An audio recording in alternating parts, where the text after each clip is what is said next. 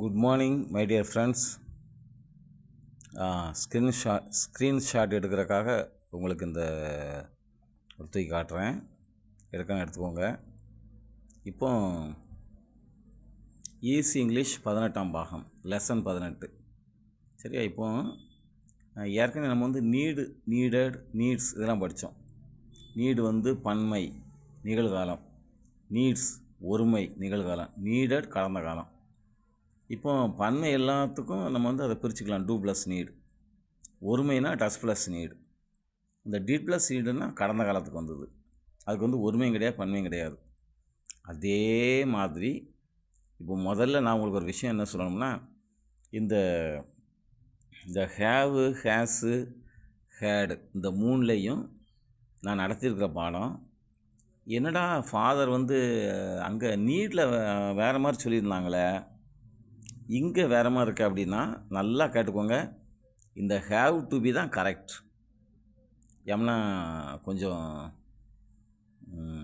அந்த பாடம் கொஞ்சம் பதட்டத்தில் வேகமாக சீக்கிரம் முடிக்கணுங்கிறதுக்காக இந்த கேள்வி ஆக்கிறதுல கொஞ்சம் குழப்பிட்டேன் நான் நினைக்கிறேன். இப்போ இதில் நீங்கள் இதையும் இந்த 17ஆம் படத்தையும் 18ஆம் படத்தையும் ஒப்பிட்டு பார்த்தீங்கன்னா சில வித்தியாசங்கள் இருக்கும். அதில் 18 தான் கரெக்டு. நல்லா கேட்டுக்கோங்க. 18 மாதிரியே 17 திருத்திக்கோங்க ப்ளீஸ். அது என்னுடைய மிஸ்டேக்கு. நான் ரொம்ப தாழ்மையோடு மன்னிப்பு கேட்டுக்கிட்டேன். சரியா? ஓகே, இப்போ நேராக பாடத்துக்கு வருவோம். Have to be, has to be, had to பின்னா அதுக்கு என்ன அர்த்தம்னா, நம்ம சில நேரம் பேசுவோம் இல்லையா, இல்லைப்பா நான் போயாக வேண்டியிருக்குப்பா, வேறு வழி இல்லைப்பா அப்படின்னு நம்ம கொஞ்சம் ஃபீல் பண்ணி சொல்லுவோம் இல்லையா, அந்த மாதிரி இடங்களுக்கு இந்த வார்த்தை பயன்படும். இப்போது ஒரு கல்யாண வீட்டில் இருக்கோம் நம்ம. ஒரு கல்யாணத்தை முடிச்சுட்டு டக்குன்னு இன்னொரு கல்யாண வீட்லேயும் போய் தலையை காட்ட வேண்டியிருக்குது. அப்போ நம்ம கல்யாண வீட்டுக்காரங்கிட்ட எப்போ நான் கிளம்புறேன், போயிட்டு வரேன் அப்படிங்கிறேன். அப்போ அவங்க சொல்லுவாங்க, no no no no no you have to eat. இல்லை நீ சாப்பிட்டு தான் போயாகணும், வேறு வழியே கிடையாது, சாப்பிட்லன்னா எனக்கு உறவு கிடையாது அப்படின்னு சொல்லுவாங்க இல்லையா. அதே மாதிரி அந்த ஹேவ் டு ஈட் அது அதை நம்ம பேசணும் அப்படின்னா அதுக்கு முன்னாடி இந்த பி குடும்பத்தை படித்தா தான் நமக்கு தெரியும். அதனால தான் நான் உங்களுக்கு எல்லா இடத்துலையும் பி குடும்பத்தை கொண்டாந்து உள்ளே திணிச்சிக்கிட்டு இருக்கேன். இப்போ ஹேவ் டு பி அப்படின்னா பன்மைக்குரிய வார்த்தை. சரி, இந்த ஹேவு, ஹேஸு, ஹேடை எப்படி பயன்படுத்துகிறேன்னா அதை பார்த்துக்கோங்க, நல்லா பார்த்துக்கோங்க. இதுதான் 12 டென்சஸ்க்கு வரக்கூடிய முக்கியமான matter. V1, V2, V3, V4 நான் பிரிச்சிருக்கிறேன். வினைச்சொல்லி 4 உருவங்கள். V1 eat. சரியா? கோ, டேக், பிரேக், ரன்.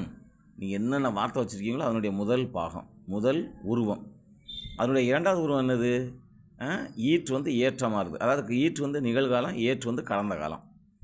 அப்போ ரன் ரேனாக மாறும், டேக் டுக்காக மாறும், ஸ்லீப் ஸ்லெப்டாக மாறும், பிரேக்குங்கிறது ப்ரோக்காக மாறும். அப்புறம் V3 eaten, run run run, go went gone, take took taken, see saw seen அப்படி சொல்லி அது மூணாவது உருவத்தில் அப்படி வரும்.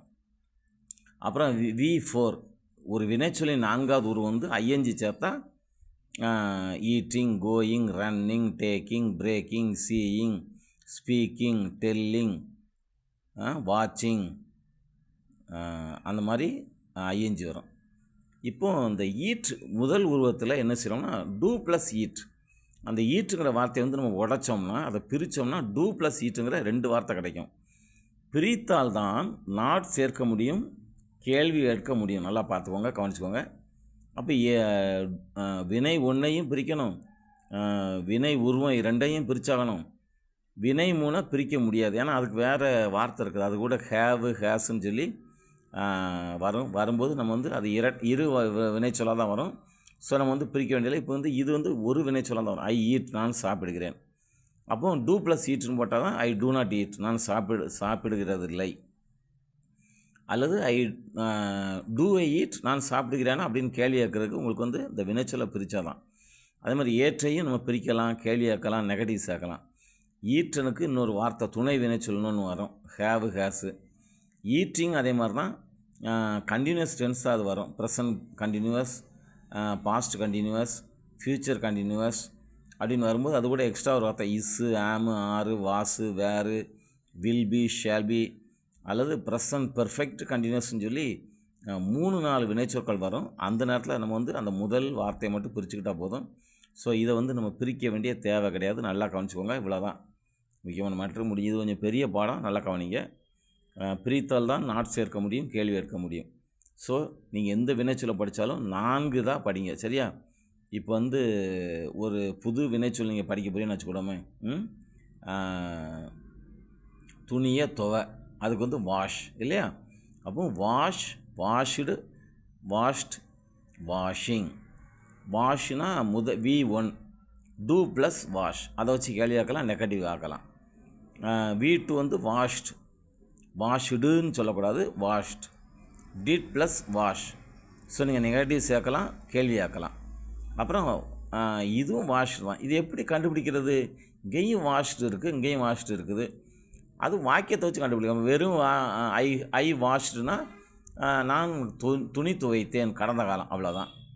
அப்போது இந்த 3வது எப்படி கண்டுபிடிக்கிறேன்னா அது கூட இன்னொரு வார்த்தை வரும். ஐ ஹேவ் வாஷ்ட், நான் துவைத்திருக்கிறேன், துவைச்சி முடிச்சிட்டேன்ப்பா அப்படிங்கிற அர்த்தம் வந்ததுன்னா, அப்போ ஹேவ் வாஷ்ட் வந்தாச்சுன்னா அது வந்து ப்ரெசன்ட் பெர்ஃபெக்ட்.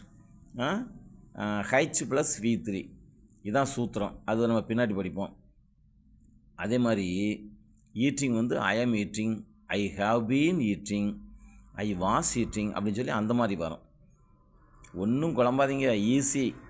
நான் நடத்துகிறத மட்டும் அன்னன்னைக்கு படிங்க, திரும்ப திரும்ப அதை கேளுங்க. உங்களுக்கு வந்து நல்லா புரியும்படியாக நடத்திட்டு முடிச்சுட்டு தான் நான் வந்து மண்டையை போடுவேன், சரியா? தயவுசெய்து புரிஞ்சுக்கோங்க. இப்போ ஐஎம் அப்படின்னா ஐஎம் நாட்னு போடுவோம், நாட்டு தான் சேர்க்குறோம். அப்புறம் ஆம் ஐ நாட் அப்படின்னா நான் இருக்கிறது இல்லையா, அது வந்து கேள்வியாக மாறுது. இப்போது அதே மாதிரி ஐ ஈட், இது கூட வந்து ஐ ஈட் நாட்னு போட முடியாது. ஏன்னா இது வந்து செய்தல், அது வந்து இருத்தல். இருத்தலை வந்து நம்ம பிரிக்க முடியாது. சிலதை பிரிக்கலாம். இப்போ வந்து ஷேல் பின்னா 2 வினைச்சொல் இருக்குது, I shall not be. I was not. இப்போ ஐ ஈட்டுங்கிறது செய்தல், நான் சாப்பிடுகிறேன்.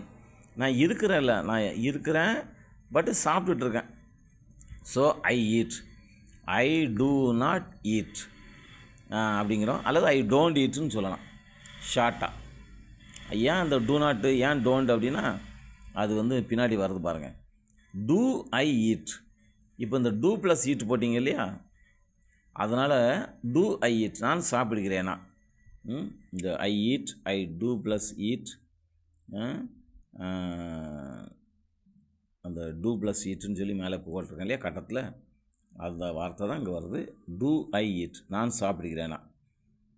சரி, இப்போ இதில் நெகட்டிவ் சேர்க்குறோம். ஐ டூ நாட் ஈட், நான் சாப்பிடுகிறது இல்லை. எப்போ நீ இந்த புரோட்டா சாப்பிடுறியா? No, I do not eat parotta. அப்படின்னா நான் புரோட்டாலாம் சாப்பிட்றது கிடையாது.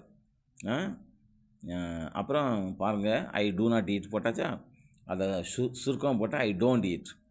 டூ நாட், டோன்ட், இது 2 ஒன்று தான். இப்போ அதை வந்து கேள்வியாக மாற்றும்போது டோன்ட் ஐ ஈட், இந்த டோன்ட் வந்து என்ன செஞ்சிடும், முன்னாடி வந்துடும். டோன்ட் ஐ ஈட், நான் அதை சாப்பிட்றது இல்லையா. எனக்கு ஐயா நீ புரோட்டா கொடுக்கல. டோன்ட் ஐ ஈட் புரோட்டா, நான் புரோட்டா சாப்பிட்றது இல்லையா, சாப்பிடுவேனே தாங்க அப்படின்னு அர்த்தம். அல்லது do I not eat parotta, அது ஏன் டோன்ட் வந்தால் பக்கத்தில் வருது, டூ மட்டும் வந்தால் நாட்டு பின்னாடி போகுது. நல்லா ஞாபகம் வச்சுக்கோங்க. இது ரொம்ப ரொம்ப முக்கியமானது.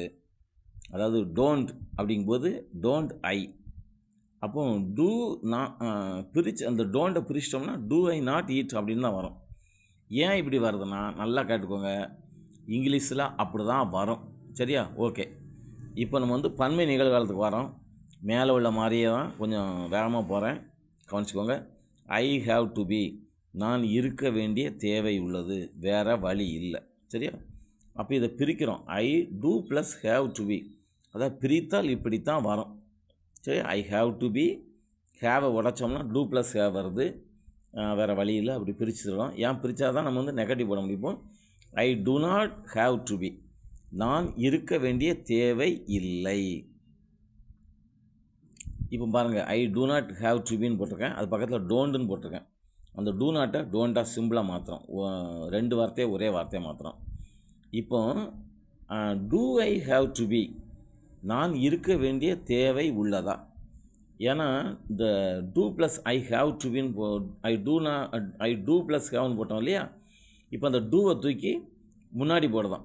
டூ இப்போ என்னால் கையை வச்சு காட்ட முடியலை, ஏன்னா இடது வந்து ஸ்ட்ரோக்கில் இருக்கிறதுனால அது ரெஸ்ட்டில் இருக்குது. ஸோ தயவுசெய்து புரிஞ்சுக்கோங்க. அந்த ஐ டூ ப்ளஸ் ஹேவ், அந்த மேலே இருக்கல வரி, ஐ டூ ப்ளஸ் ஹேவில் டூவை தூக்கி முன்னாடி போடுறோம். Do I have to be அப்படின்னு சொல்லி, அதாவது அந்த டூ ப்ளஸ் ஹேவ்னு போட்டதுனால டூ ஐ ஹாவ் டு பின்னு போடுறோம். அப்புறம் நெகட்டிவ் ஆக்குறோம், அந்த டூ நாட்டை டோன்ட்டுன்னு போடுறோம். இந்த ரெண்டாவதுல பாருங்கள், ஐ டூ நாட்னு போட்டிருக்கேன்னா டோன்ட்டுன்னு போட்டிருக்கேன்னா, ஸோ அந்த டோன்ட்டை தூக்கி இங்கே முன்னாடி போடுறோம். Don't I have to be, நான் இருக்க வேண்டிய தேவை இல்லையா அப்படிங்கிறோம். அல்லது அந்த டோன்ட்டை பிரித்து do I not have to be, do I not have to be, நான் இருக்க வேண்டிய தேவை இல்லையா, அதுக்கும் அதே அர்த்தம் தான். இதில் கவனிக்க வேண்டியது, டோன்ட் வந்தால் ஐ வந்து எங்கே வருதுன்னு பாருங்கள். டோன்ட்டை பிரிச்சாச்சுன்னா ஐ ரெண்டுக்கு நடுவில் வந்துடும், டூ ஐ நாட்டு. இந்த டோன்ட்டு டூ ஐ நாட்டாக மாறுது, கவனிச்சுக்கோங்க. ஸோ நெகட்டிவ் வரும்போது மட்டும் இந்த ரொம்ப கவனமாக கவனிக்கணும். நான் என்ன செஞ்சிட்டோம்னா, இந்த இங்கே நீடு பாடம் நடத்தும்போது இந்த டோன்ட்டை டின்ட்டை வந்து நான் உங்களுக்கு வந்து ஒழுங்காக சொல்லித்தரேன்னு நினைக்கிறேன். இங்கே பாருங்கள், ஒய் ஹவ் டஸ் நாட் ஹீட்னு போட்டிருக்கேன். ஹவு டஸ் ஹீ நாட்டுன்னு வரணும், அல்லது how doesn't he not, how doesn't he eat அப்படின்னு வரணும். அதனால் இதுதான் கரெக்டு. தயவுசெய்து மறுபடியும் சொல்லிக்கிட்டேன், அந்த have to be has to பியில் உள்ள நெகட்டிவ் எப்படி பயன்படுத்தியிருக்கணும், அதே மாதிரி நீடு மாற்றிக்கோங்க. இனிமேல் நான் மறுபடியும் நீடை குழப்பணும்னா சிக்கலாயிரும், அதனால் அதை தொட விரும்பலை. ரைட், இன்னும் கொஞ்சம் பாக்கி இருக்குது பாருங்கள், வெயிட். ஓகே, வாங்க. அதாவது ஒருமை நிகழ்காலம் இல்லையா, ஹீ ஹேஸ் டு பி, அவன் இருக்க வேண்டிய தேவை உள்ளது. இப்போ அந்த ஹேஸ் வந்து நம்ம பிரிக்க வேண்டியிருக்கு. ஹீ டஸ் ப்ளஸ் ஹேவ்னு பிரிக்கிறோம். ஏன்னா பிரித்தா தான் நம்ம வந்து இந்த ஹேஸை பிரித்தா இப்படி தான் வரும், டஸ் ப்ளஸ் ஹேவ். இப்போது நெகட்டிவ் ஆக்குறோம், ஏன்னா பிரிச்சிட்டோம் இல்லையா. He does not have to be, அவன் இருக்க வேண்டிய தேவை இல்லை. அப்புறம் ஹீ டசின்ட் ஹேவ், அந்த டஸ் நாட்டை டசின்ட்டு போடலாம், he doesn't have to be அப்படின்னு எழுதலாம். அதுக்கும் அதே அர்த்தம் தான், அவன் இருக்க வேண்டிய தேவை இல்லை. இப்போது இந்த டசின்ட்டை வந்து நம்ம கேள்வியாக பயன்படுத்த போகிறோம். Doesn't he have to be, அவன் இருக்க வேண்டிய தேவை இல்லையா. அப்போ இந்த டசின்ட்டை பிரித்தோம்னா தனித்தனி வார்த்தை போடும்போது டஸ்ஸுக்கும் டஸ்ஸு இன்று இல்லையா, டஸ் இன்று, டஸ்ஸையும் இன்றையும் பிரிக்கும்போது டஸ் நாட்டுன்னு பிரியும். மேலே பிரித்து காட்டியிருக்கிறேன். அப்போ ஹீ வந்து உள்ளே வந்துடும், டஸ் ஹீ நாட், டஸ்இன்டு ஹீல ஹீ உள்ளே வந்துடுதுன்னா does he not have to be, அவன் இருக்க வேண்டிய தேவை இல்லையான்னு சொல்லி வந்துடும். சரி, இப்போ பாருங்கள், கடந்த காலம் அது நிகழ்காலம் முடிச்சாச்சு. ஒருமை, எல்லா ஒருமைக்கும் my dad has to be, it has to be, he has to be, she has to be, Ravi has to be, Rani has to be, ஒருமை எல்லாத்துக்கும் தான். அங்கே பன்மை படித்தோம் இல்லையா, அதுக்கு பன்மையை போட்டுக்கோங்க. இப்போ கடந்த காலத்தில் ஒருமையும் கிடையாது, பன்மையும் கிடையாது, மொத்தத்தில் எல்லாத்துக்கும் ஒரே, எல்லா எஸ்ஸுக்கும்னா எல்லா சப்ஜெக்ட்டுக்கும் ஒரே சூத்திரம் தான், சரியா. So he had to be, அவன் இருக்க வேண்டிய தேவை இருந்தது இல்லையா, அவன் இருந்தான் இல்லையா, ஹீ வாஸ், அவன் இருந்தான். ஸோ ஹீ ஹேட் வந்து அதே அர்த்தத்தை எடுக்குது, அவன் இருக்க வேண்டிய தேவை இருந்தது, இருந்தான், இருந்தது, ஹீ ஹேட் டு பி. அதை பிரித்தோம்னா he did plus have to be, அதுவும் ஏன்னா பிரித்தா அப்படி தான் வரும். சரி, இப்போ பிரித்ததுனால என்ன பயன், he did not have to be. டிட்டுக்கு அடுத்து ஏன் ஹேவ் வந்தது, ஹேஸ்லாம் வரணும் அப்படின்னு நினைக்காங்க. நம்ம ஹேடை வந்து பிரிச்சிட்டோம். ஸோ டிட் ப்ளஸ் ஹேவ், அதுக்கு இடையில நாட் போடுவோம், he did not have to be. இங்கே ஹேஸ் வரக்கூடாது, ஹேவ் தான் வரணும். ஏன்னா பிரிக்கும்போது என்ன வந்தது, ஹீ டிட் ப்ளஸ் ஹேவ் தான் வந்தது, ஹீ டிட் ப்ளஸ் ஹேடு வரல. ஸோ ஹேஸும் வரக்கூடாது, ஹேடும் வரக்கூடாது, டிட் நாட் ஹேவ் தான் வரணும். அவன் இருக்க வேண்டிய தேவை இல்லை. இல்லைன்னு சொல்லாமல், இல்லைன்னா இப்போ நிகழ்காலம் மாதிரி இருக்குது, அவன் இருக்க வேண்டிய தேவை அவனை போக சொல்லியா அப்படிங்கிற மாதிரி. அவன் இருக்க வேண்டிய தேவை இருந்ததில்லை அப்படின்னா அது ஏற்கனவே பழைய காலம். அன்னைக்கு அந்த தேவை இல்லையா, அந்த தேவை இருந்ததில்லை, அதனால் அவனை அனுப்பிட்டான் அப்படின்னு சொல்லலாம். So he did not have to be, அவன் இருந்ததில்லைன்னு வரணும். இந்த டிட் நாட்டை ஒரே வார்த்தையை போடுறேன், he didn't have to be. He didn't, ஹேஸும் வரக்கூடாது, ஹேடும் வரக்கூடாது. ஏன்னா ஹேடை தான் உடைச்சாச்சு. ஹேஸ் வந்தால் நிகழ்கால ஒருமை, அது வந்து மேலே இருக்குது, அது தனி பாடம். He didn't have to be, அவன் இருக்க வேண்டிய தேவை இருந்ததில்லை. கடந்த காலம். அவன் இருக்க வேண்டிய தேவை இல்லைன்னு சொல்லக்கூடாது. இல்லைன்னா இப்போன்னு அர்த்தம். இருந்ததில்லை அப்படின்னா கடந்த காலம் மாதிரி இருக்கும், நல்லாயிருக்கும். சரி, இப்போ நெகட்டிவ் போட்டால் டின் ஹி ஹாவ் டு பி, அவன் இருக்க வேண்டிய தேவை இருந்ததில்லையா? அவன் இருக்க வேண்டிய தேவை இருந்தது, அவன் இருந்திருக்கலாம் ஐயா, ஏயா அவன் அனுப்பினி அப்படிங்கிற மாதிரி. Didn't he have to be, didn't he have. இதில் நீங்கள் கவனிக்க வேண்டியது டிட் நாட்டை நான் ஒன்றா சேர்த்து போட்டிருக்கேன். ஸோ அது அப்படி வருது. இப்போ இந்த டின்ட்டை நான் பிரிக்க போகிறேன். டிண்டு இன்று வந்து நாட்டு பின்னாடி போகுது பாருங்கள், கடைசி வரி. Did he not have to be, மற்ற எல்லாம் அப்படி தான் வரும். Did he not have to be. இது என்ன கேமரா சேட்டை பண்ணுது? Did he not have to be, அவன் இருக்க வேண்டிய தேவை இருந்ததில்லையா? சரியா? சரி, அதே அர்த்தம் தான். இது எழுத்து கொஞ்சம் சேட்டை பண்ணுது, பரவாயில்ல, புரிஞ்சுக்கோங்க.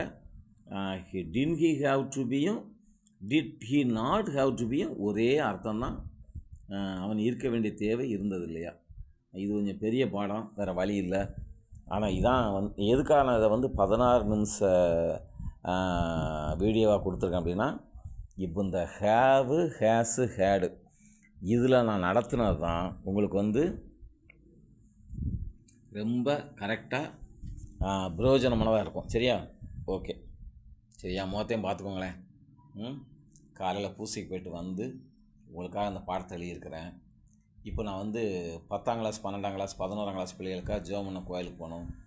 இன்றைக்கி சனிக்கிழமை, மாதாவுடைய நாள். தயவுசெய்து உங்களுக்காக நான் கஷ்டப்படுறேன். எனக்கு அது ஒரு திருப்தி.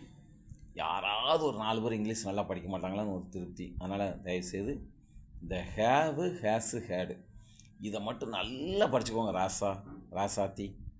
ஏன்னா உங்களுக்கு வந்து வேறு எல்லா வார்த்தைக்கும் நான் இதே ஸ்டைலில் தான் ஃபாலோ பண்ணுவேன். கோ வென்ட் கான் அதுக்கும் எல்லா வினைச்சொற்களுக்கும் உங்களுக்கு இதான் வரும். இந்த do plus have, does plus have, ஹேடா கடந்த காலம், டிட் ப்ளஸ் ஹேவ். சரி, ரொம்ப போர் அடிக்கும்னு நினைக்கிறேன். இதை நல்லா கேட்டுக்கோங்க, நல்லா புரிஞ்சுக்கோங்க. இந்த பாடம் ரொம்ப ரொம்ப முக்கியம். நீடுக்கும் இதுக்கும் செக் பண்ணி பாருங்கள். நீடில் சில தப்பு இருக்கும். இந்த ஹேவ் தான் கரெக்ட். இது வந்து ரொம்ப ஆணித்தரமாக நான் சொல்கிறேன். என்னுடைய ஆர்வத்தின் மீது சத்தியமாக சொல்கிறேன். இந்த ஹேவு, ஹேஸு, ஹேடில் நான் ரொம்ப கரெக்டாக எழுதியிருக்கிறேன். இதை நீங்கள் வந்து தாராளமாக மனப்பாடம் பண்ணிக்கலாம். இதைத்தான் நீங்கள் எல்லாத்துலேயும் பயன்படுத்த வேண்டியிருக்கும். நன்றி, நன்றி, நன்றி. வணக்கம். ஜெய்ஹிந்த். மரியே வாழ்க.